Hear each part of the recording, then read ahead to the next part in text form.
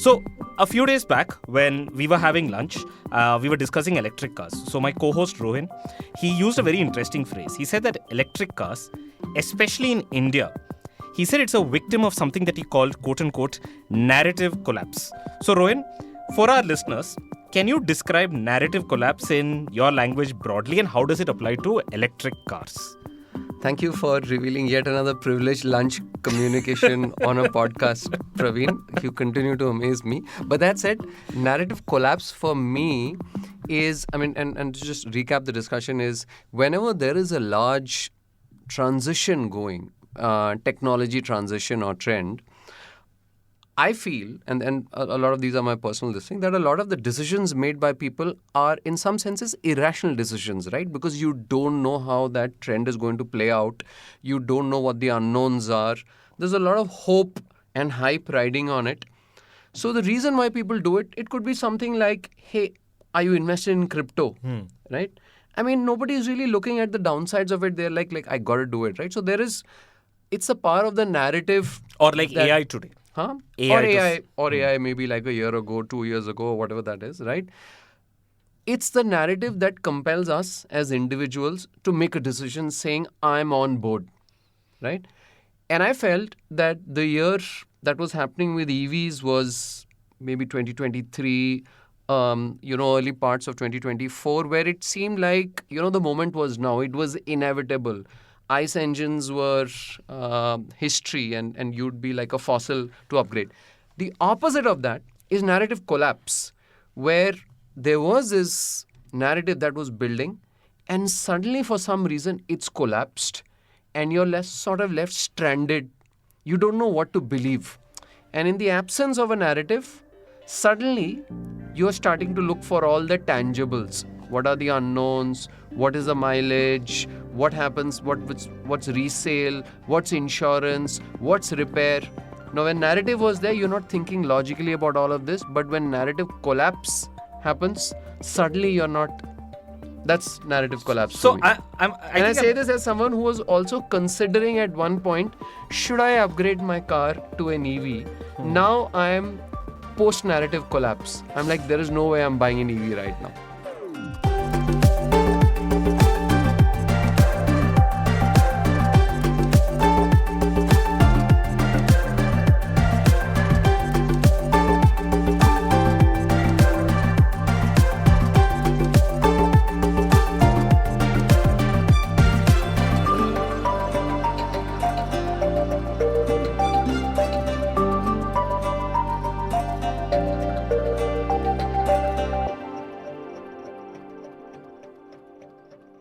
So I'm just going to say that a lot of the stuff that Rohin just said is also borne out by data. In 2023, for instance, in two-wheelers in India and three-wheelers in India experienced growth of around 37% and 66%. Now, electric four-wheelers also promised to go down the same path, because in that same year, there was a significant increase in sales of electric four-wheelers of 113%. Now, of course, this is from a lower base, but the signs were clear. And generally, the conventional wisdom, or the narrative as Rohin described it, was petrol and diesel cars are going to become a relic of the past. And if you're an automaker, and if you're not investing billions of dollars in developing battery technology or newer models with all of this stuff, you are seen as out of touch with reality. Essentially, electric cars were inevitable. Now in 2024, something has changed. Demand and sales for electric cars have fallen all over the world. For the first time in almost 12 years, the sales of Tesla dropped by 1.1%. And India is also no exception. If you look at 2024 numbers, in fact, until October 2024, I think sales of electric four-wheeler cars in India, they actually were declining. They had gone down if you compare year-on-year numbers all of these months. By the end of the year, it sort of increased a little bit. That was helped by a sale of one specific model called MG Windsor and some price cuts. But in this episode, we're going to pose two questions. Number one, why did electric cars become less attractive? And two, what will make electric cars inevitable again, and by when? My first guest is Amitabh Saran, the founder and CEO of Altigreen Propulsion Labs. Saran used to work at companies like Tata Consultancy Services, Philips, NASA, and Hewlett-Packard before turning into entrepreneurship. Hi, Amitabh. Before we begin, can you tell us a little bit about what Altigreen does? Okay, yeah. Hi, Praveen. Hi, Rowan. Thanks for the invite, by the way, guys. And there are a few points that I want to mention about your narrative collapse. But we'll Yes. come to that a little later. Altigreen, I started back in 2012-13 with the idea of creating, um, the components that make EVs. So my idea and our idea of the founding team was that EVs have to become successful in the emerging markets, and to make them successful, it is absolutely imperative that the components that make these EVs are designed for India's needs. For the most part, back in 2012, we were importing most of these components from abroad. Those components were made for geographies that were very different for the needs of India compared to the needs of India, which is why EVs, by the way, EVs have been around in India. Production ready passenger cars have been around in India since 1999. Okay? It's not something new. They've been around for a while. So we'll talk about why, what happened and those kinds of things. But yeah, so Altigreen does that. In 2018, we decided to turn OEM ourselves. And we could have been a two-wheeler, three-wheeler, four-wheeler, or tractor OEM because those were the drivetrains we were making by then. We instead decided to focus on three-wheelers. You'll be happy, surprised to know that 400 million people access a three-wheeler every day in our country. And if I need to make change happen, I better start at the bottom end of the pyramid. So we chose that. Today, we are sitting on about 32 global patents that have been granted to us, about 5,000 vehicles running in about 120 cities and towns of India. That's what I'll be doing. Fantastic. Thanks. Thank you, Amitabh. Welcome to 2 by 2. Now tell us Thanks. about narrative collapse, specifically in the context of electric cars. Do you agree that the narrative has collapsed on electric cars? And what's your broad summary, if it has happened, what's your broad summary on the reasons why it has happened? So, in a sense, maybe true. But then, anything new, and I'm saying quote unquote new because I just told you that EVs started happening in 99, so nothing new. But good cars. So I noticed one thing that Rowan mentioned. Should I upgrade to an EV? He said. That's the catch. Until we make cars that are better than fossil fuel vehicles, you cannot call it an upgrade.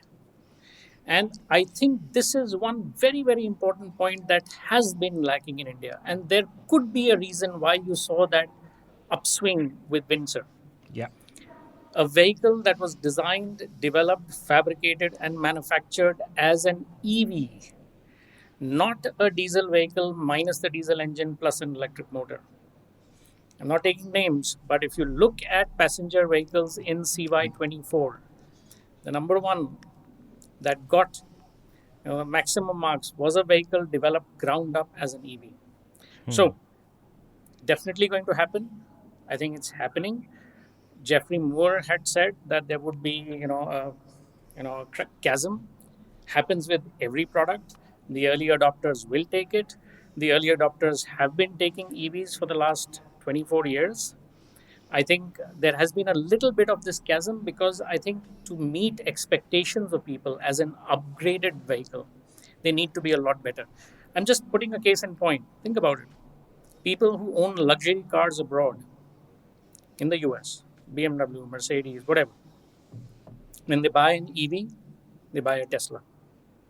They don't necessarily buy the EV equivalents of their fossil fuel vehicles because Tesla is a very, very good car. Tesla. This is a little bit before Elon Musk went rogue, right?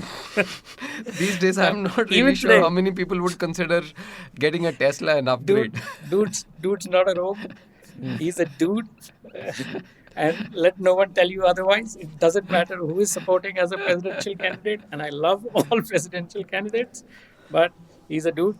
And no one says anything against that. But as far as EVs are concerned, I think that was the big one. I think EVs have to be made which are better than, if not at least as good, they have to be better than fossil fuel vehicles. And Tesla was the first vehicle that made it happen. There were EVs before that.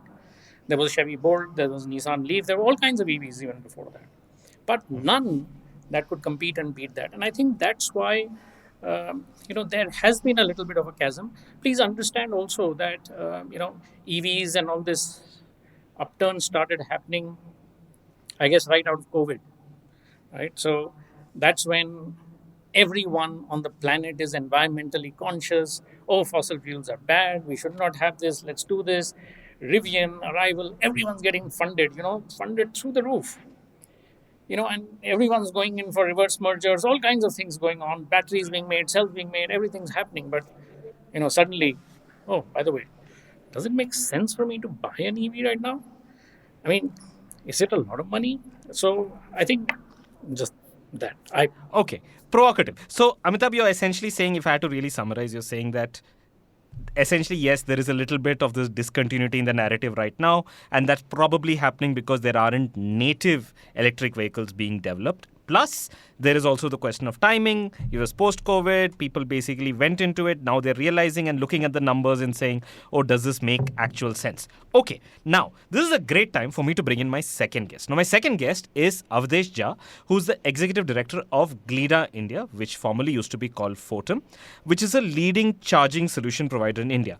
In fact, if you live in Delhi, you walk around, you will see Glida charging points all over Delhi. And this is the place. It's these green color charging points where all of these electric cars are connected in order to charge themselves. Avdesh has a long history in power. He used to be a deputy director at the Central Water Commission in Gujarat. He used to be the vice president at the Hindustan Power Projects Limited, where he administered the hydropower development in one of the remotest parts of the country, which is in the Spiti district at Himachal Pradesh. Now, Avdesh, with all your experience in power and these decades of working in power all the way from hydro to what you're doing right now, what do you feel? Do you think there is a narrative collapse with electric vehicles? And if so, why? Thank you, Praveen. Thank you, Rohin. No, I don't agree with the narrative collapse because Nice. Please there tell was, us why. there was absolutely no narrative at all. So, when we talk of the narrative collapse, see, as Amitabh also indicated, and Jeffrey Moore has said that for any technology adoption, there is a curve. And in the initial part of the curve is early adopters and the innovators. Now, you have to cross, if you want to go into the mass segment for any technology, you have to cross that chasm. And that is where we are currently lying there. So I will not say that it is a narrative collapse. It happens with any new technology. So EV is not exception. It was earlier adopted by all the early adopters, those who are innovators, who believes to taking risk, experimenting with the new technology, new products, see what are those improvement areas. They give those feedbacks. Those feedbacks are taken care of, and then it goes to the mass market. So it is at that stage. And in terms of percentage in the automobile sector, it is believed that if you achieve 5% of penetrations of new sales, then you reach that chasm. Then you cross that chasm and you become the mass market. Now, if you see in this context, you will find that in India, the electric vehicle has reached a close around 2.5% of shares, in the total annual sales. For a sector where the cost is very high currently, where the charging infrastructure is still getting built, in that situation, and as most of the vehicle product which we have, which is not grown up, it's not a born electric. So considering all these aspects, if you have achieved 2.5% in less than 2.5 years, because all the electric sales had started happening post-COVID. Prior to that, it was a very rudimentary vehicles of Tata, which was primarily on the fleet side. So it is a story of 2.5 years in which you have achieved 2.5%. And I personally believe, because having operated in the Nordic, I would give you the context that how it is more significant. In Norway achieved 10 years to sell 120,000 cars. In India, in less than 2 years, last year, end of December, our total sale was 99,004. So we are almost close to in terms of absolute number. Yes, in the penetrations, it will take time. So I don't consider this is a narrative collapse. This is a usual business which the consumer takes into account. They go by the economics. Except for early adopters, innovators, everybody will go by the economics.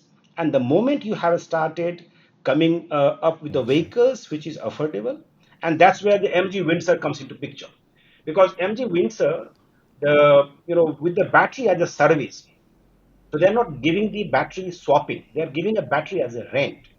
So with this financial experiment, they have been able to reduce the upfront cost, acquisition cost of the customer, and that has propelled MG Windsor to go into the heights. So even if you have a born electric and if you don't have a good financial price on that one, the adoption will be challenged for the mass market. So, Avdesh, I'm just going to push you a bit on this. You just said that you started by saying that there was no narrative to begin with. Can you explain? Like, of course, there was a narrative, surely. There was a narrative that electric cars are inevitable. There is a narrative when you That go electric is better. Electric is better. Electric is going It's to be cheaper. in the long It's run. silent. It's cleaner. Yeah, all of this. So clearly that narrative exists. Absolutely. So when we talk of that narrative, yes, electric is cleaner.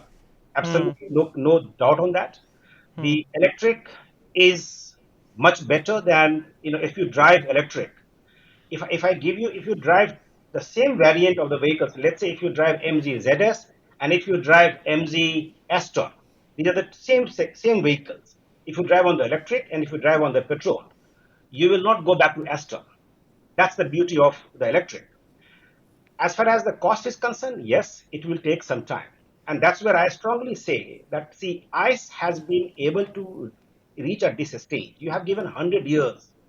When 1908, when Ford developed the T model, so you have given 100 years to the ICE. At least you give 10 years in India for the electric vehicle to become the mainstream. At this Avdesh, stage, if you say that no, there is a narrative collapse, I think this is injustice to the electric car.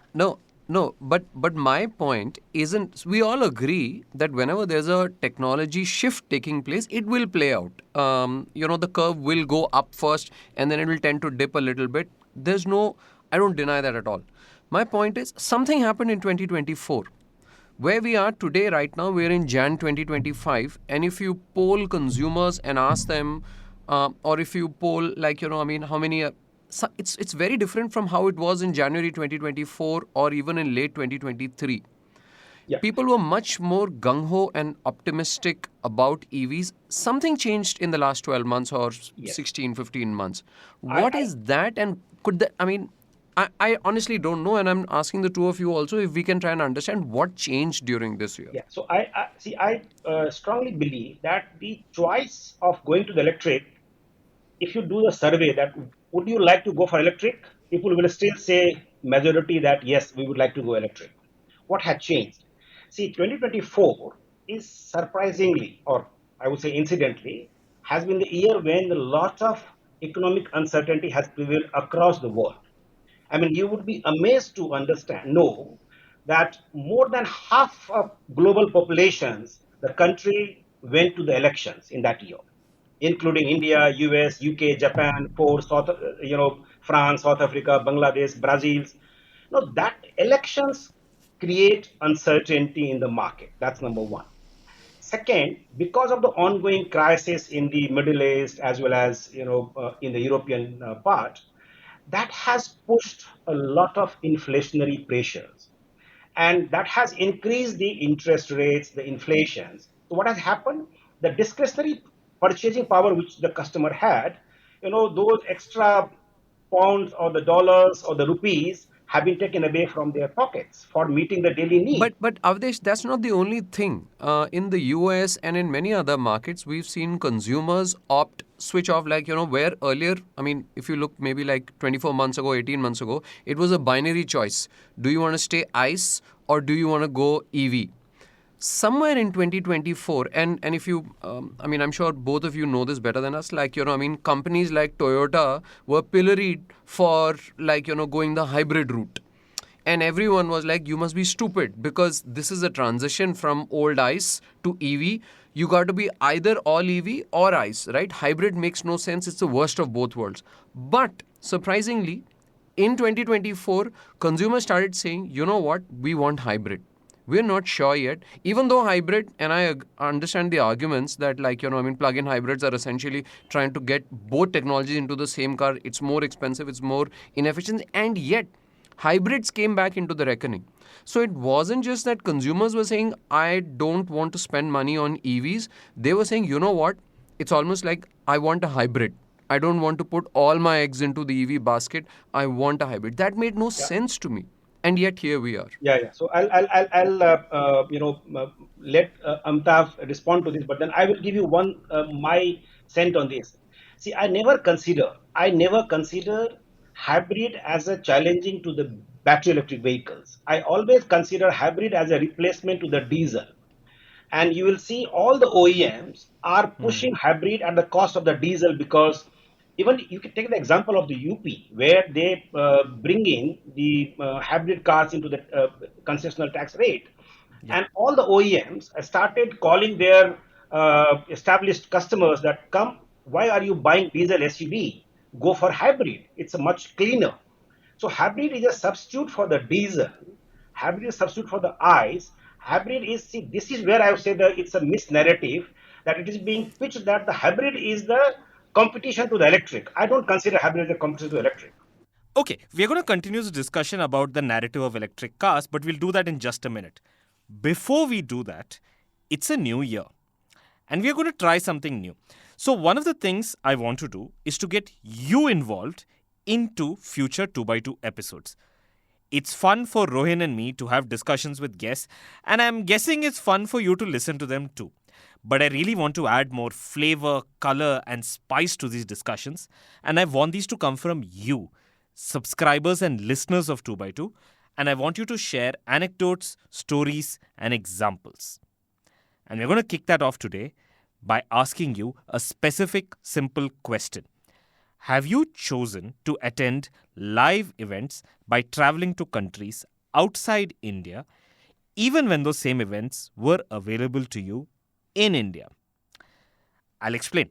Just last week, in the Nutgraph, which is my newsletter that I publish on Saturdays, I wrote about my experience of traveling to Melbourne to watch the Boxing Day Test match and why I had stopped watching cricket matches in stadiums in India. Now, that edition got a lot of attention, especially from fellow cricket stadium watchers. Now, maybe you don't care about Test cricket like I do, but I want to know what you care about. I'm talking about stuff like attending maybe concerts, stand-up comedy, live music, sports matches, stuff like that. Did you skip the local Indian option and simply choose to go abroad? And if you did that, why? Tell us. Just click on the link below in the show notes. It's pretty straightforward. There are just 3 questions, and I don't think it'll take you more than 2 or 3 minutes to answer. I may invite you on the show to talk about it with other subscribers or with guests in a future episode.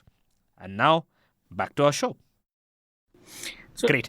Amitabh, before I let you come in, I'll just basically give a couple of points for you, then you can take off from there. This is actually, I'm just quoting a Goldman Sachs report from May of 2024 titled, Why Are EV Sales Slowing? And here's the first sentence of the report. And we can talk about the narrative. Sales momentum for electric vehicles is slowing globally, and hybrids and plug-in hybrids are proving more competitive than first thought. That's the first sentence. Now, Goldman Sachs essentially made this bull case, bear case for EV sales. And here's what they said. They said that we believe there are 3 main factors blunting EV penetration in 2024. For one, we are seeing rising concerns around EV capital cost due to lower prices being realized for used EVs. What they're really saying is that once you have an EV, if you want to resell it, it's not really clear what the value is. Second is what Avdesh said.